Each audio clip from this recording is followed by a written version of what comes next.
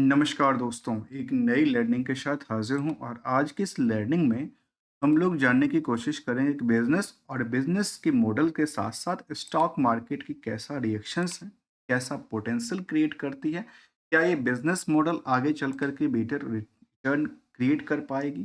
Company का नाम है क्वेसी, क्वेस कह सकते हैं, क्वेस कॉर्प की बात कर रहे हैं और ये न्यू माइलस्टोन अचीवमेंट की बात कहते हैं। इनके पास एस आई एस ग्लोबल्स जो कि इनके लिस्ट में शामिल हुआ था, लार्जेस्ट स्टाफिंग फॉर्म्स ग्लोबली का कामकाज में इनके लिस्ट में शामिल होता है। इसके अलावा अलग अलग माइलस्टोन टैलेंट्स की बात भी शामिल करती है। रैंक 32 के अंदर देखने को मिलता है कि वर्क इन इंडियाज में इनको ऐसा इन्होंने वेबसाइट्स पे मेंशन किया। कंपनी का कामकाज में कहते हैं वर्कफोर्स मैनेजमेंट का कामकाज है, ऑपरेटिंग एसेट्स मैनेजमेंट का कामकाज है और ग्लोबल टेक्नोलॉजी सॉल्यूशन भी प्रोवाइड करती दिखती है। जहां टेक्नोलॉजी के साथ इनके पास अलग अलग driven excellent and the efficiency की बात कहते हैं, यहाँ पे फॉन्डिट की बात कहती है। इसके अलावा ये देखा है तो हमारा जॉब है, इसके अलावा हमारा एचआर है, हमारा बेरी पेट्स, और ये एक तरह से कह सकते हैं कंपनी का यहाँ जो डेटाबेस है टेक्नोलॉजी को लेकर के वो एक जैसे नौकरी डॉट कॉम जैसी कंपनी थी ना, इसी तरह की यहाँ पे इनकी वेबसाइट्स पे इस तरह की चीज़ें को शामिल करती दिख रही है। इस हिसाब से उन्होंने एसेट्स मैनेजमेंट हो या फिर ग्लोबल टेक्नोलॉजी हो या फिर वर्क फोर्स मैनेजमेंट वाली चीज़ों को शामिल करती दिखती है। चलिए जरा आप जानने की कोशिश करते हैं इस बिजनेस से इनके पास क्या क्या चीज़ें तो कहती हैं। जो वर्क फोर्स वाले में स्टाफिंग सॉल्यूशंस हैं, आईटी स्टाफिंग की बात कहती है। इसके अलावा सर्च एंड इक्विपमेंट्स और इसके लिए एक तरह से सिंपल बात को है इन तरह चीज़ों से डील करती दिखती है। और आइए जरा जानने की कोशिश करते हैं मार्केट में किस हिसाब से इनका ग्रोथ लेवल की बातें शामिल करता है, किस हिसाब से मार्केट की बुनियादी पे उतरती दिखती है और निवेशकों को लेकर इंटरेस्ट किस तरह से जाहिर करता दिखता है। पिछले 6 महीने की ट्रेंडिंग में हमने देखा कि मार्केट ट्रेंड एक अप ट्रेंड से लगातार गिरती हुई दर्ज करती दिखती है और मार्केट लगातार एक बॉटम टू बॉटम के आसपास जाके अटकती है। जब यदि आप बॉटम टू बॉटम को देखेंगे तो लगातार बॉटम जो है बॉटम टू बॉटम को ब्रेक डाउन करती दिख रही है। इसको कंपैरिजन भी करेंगे बिजनेस मॉडल से, फंडामेंटल से लेकर टेक्निकल ट्रेंड की बात भी कर शामिल करेंगे। इस एक नज़र इनकी समरी डेटा की तरफ आखिर क्या कहना चाहता है कंपनी को लेकर। जहां बुक वैल्यू के कंपैरिजन आप देखेंगे तो करीब 300% की मूवमेंट क्रिएट किया है। इंट्रिंसिक वैल्यू है दी वो देखा है तो काफ़ी अच्छी खासी ग्रोथ की बात कहती है, जिसके लिहाज से मार्केट की प्राइस आजकल 570 के आसपास दर्ज करती है। जबकि हायर से लोअर की बात किया जाए तो अभी फिलहाल ये ट्रेंड जो है डाउन ट्रेंड की बात कहती है। इंडस्ट्रियल की पी के मुताबिक स्टॉक का जो पी है वो करीब करीब कह सकते हैं यहाँ से 20% से ज़्यादा की हाइक ओवर वेटेज की बात कहती है। कहाँ से? अर्निंग पर शेयर के लिहाज से। आरओसी की आंकड़ा 11% का रिटर्न की बात कहती है। तो जो प्रमोटर का कंट्रोल है 56% के कंट्रोल के साथ बनी हुई है। डिविडेंड यील्ड भी करीब 1.75% के आसपास की दर्ज करती है। तो वहीं पे debt to equity current ratio की नंबर,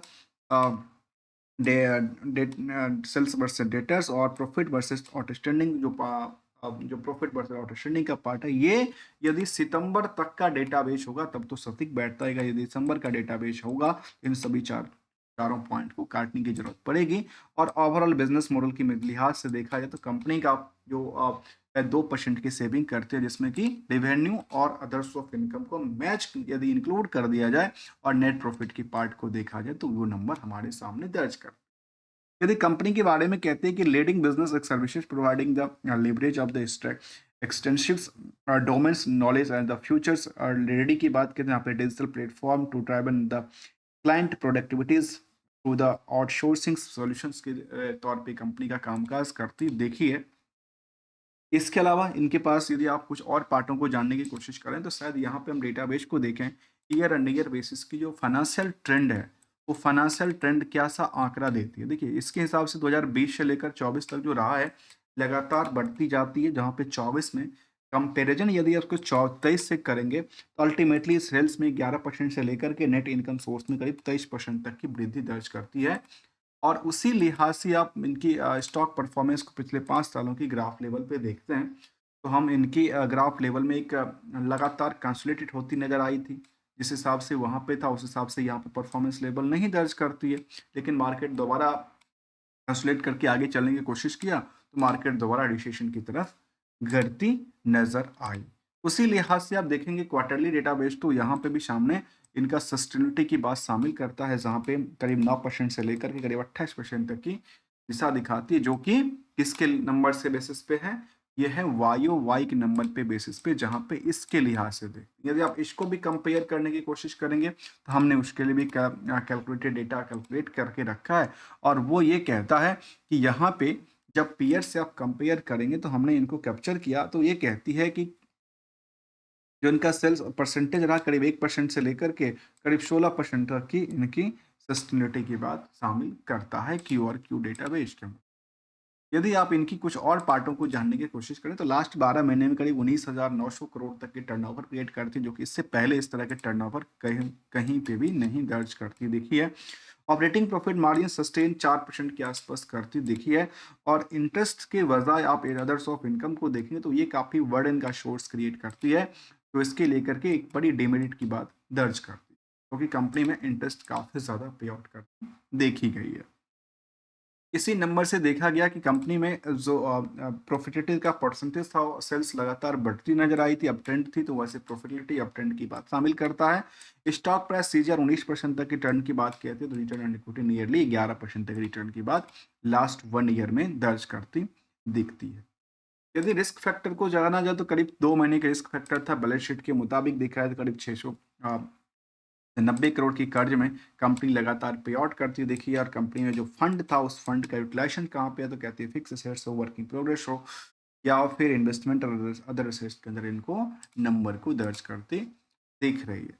इसी नंबर के बेसिस पे आप यदि पीयर से हम कंपेयर कर रहे थे, वहां पे हमारे सामने ये दिखा कि बाकी कंपनियों की रफ्तार में इनका जो रफ्तार है निवेशकों को लेकर के, वो आज भी काफी अंडर वैल्यूड की श्रेणी में आता है, अंडर वेटेज की श्रेणी में कह सकते हैं।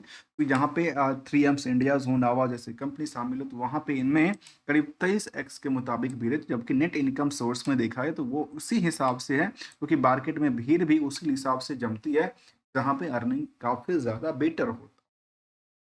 यहाँ पे अर्निंग केवल 2% है, जबकि बाकी कुछ कंपनियों में करीब 35 से लेकर के 14% तक बात का शामिल करता है। तो इसके लिहाज से देखा जाए इन पीयर्स में, तो सबसे बेटर जो लगती है कंपनी, वो लग रही है तो ये कंपनी, जहाँ पे 35% कमाई के बाद भी मार्केट में भीड़ बिल्कुल 10 गुने का ही भीड़ का आंकड़ा साझा कर। जहाँ तक बुक वैल्यू के मुताबिक भी देखा जाए, तो हमने इनको भी आंकड़ा लिया, जबकि बुक वैल्यू के मुताबिक भी नावा जो है आजकल काफ़ी सस्ते रेटों में देखने को मिलता है, तो वहीं पे इनका रेश काफ़ी ज़्यादा बुल हो चुकी दिखती है। यदि निवेशकों का इंटरेस्ट जाना जाए, तो कंपनी में करीब 1 लाख से लेकर के 1,10,000 निवेशकों का लिस्ट को शामिल करता है, जहाँ FIDI के अलावा आम पब्लिक के पास 17% की होल्डिंग है। उसमें कुछ नाम, एक नाम शामिल है जिसका नाम है आशीष धवन, जो एक सुपर इन्वेस्टर के तौर पे कंपनी में काम, इनके निवेश बना बना के रखे हैं। इनकी चर्चा करें, इन प्लेयर की चर्चा करें, तो इनके पास यदि शेयर होल्डिंग पैटर्न की देखें, तो कई सारे कंपनी में इनकी होल्डिंग बनी के होल्डिंग है, और ये लगातार अपनी पोजीशन कहीं न कहीं बना के रखते हैं। अल्टीमेटली यहाँ पे इनकी पोजीशन 4% के आसपास लगातार बनी हुई दिखती है। जहाँ DI की तादाद और FI की तादाद भी लगातार बनी हुई पड़ी है। तो ये दिसंबर तक की डेटाबेस है। अब जनवरी में काफ़ी ज़्यादा मार्केट में रिसेशंस दर्ज करती दिखी है, जो कि मार्केट में सभी चारों तरफा बिकवाली का प्रेशर था, और ये एक मार्केट के सेंटीमेंट पे डिपेंड करती है कि कहाँ पे कौन सा इंटरनेशनल लेवल पे कहाँ से एफआई बिकवाली कर रहा है, कहाँ पे खरीदारी कर रहा है, ये एक डिपेंडेंसी बनता है कंपनी की फंडामेंटल से लेकर के। यदि आप टेक्निकल ट्रेंड तक की बातें को शामिल करते हैं, तो हमने कंपेरिजन किया है पिछले 1 साल की परफॉर्मेंस लेवल के लिहाज से भी। तो यहाँ पे देखा गया कि जो क्विस ग्रुप कॉर्प है, इसमें करीब 16% की मूवमेंट थी, तो वहाँ 3M में करीब 14%, तो नावा में करीब 68% की मूवमेंट दर्ज करती देखी है। वहीं पे वॉलमार्ट जैसे कंपनी में करीब 31% की गिरावट रही, तो सेंसेक्स में 5% से ज़्यादा की वृद्धि दर्ज करती दिखी है। वहीं पे पिछले 1 महीने की ट्रेंडिंग को देखा जाए, तो पिछले 1 महीने के ट्रेंडिंग में चारों तरफा लगातार बिकवाली का प्रेशर रहा, चाहे वो सेंसेक्स हो, चाहे वो इनकी इंडेक्सेशन की पार्ट ही क्यों ना शामिल किया जाए।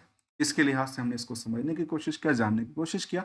अब एक सवाल आता है कि दोस्तों, गोल्डन रूल क्या कहता है जब हम मार्केट में सस्टेन करने की कोशिश करेंगे? तो ये गोल्डन रूल कहता है कि मार्केट में आपके लिए या हमारे लिए कोई टारगेट या बॉटम की बात नहीं शामिल होता है, क्योंकि यहाँ पे जब भी आप जिस भी पोजीशन पे लेते हैं, उसके लिहाज से, अपनी एक्सपेक्टेशन के लिहाज से, यदि आपको प्रॉफिट बनता हो ट्रेंड के मुताबिक, तो प्रॉफिट को धीरे धीरे करके बुक भी करना चाहिए, और यदि लॉस क्रिएट करती दिखे, तो लॉस के लिए एसएल का सदुपयोग भी करना बहुत ज़रूरी होता है, तभी तुम कैपिटल को बचाने में समर्थ भी हो सकते हैं।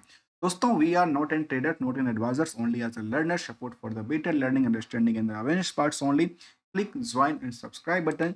तब तक के लिए यदि आपको अच्छा लगा हो तो लाइक और शेयर सब्सक्राइब भी कर देना। तब तक के लिए थैंक्स फॉर द ज्वाइनिंग दोस्तों।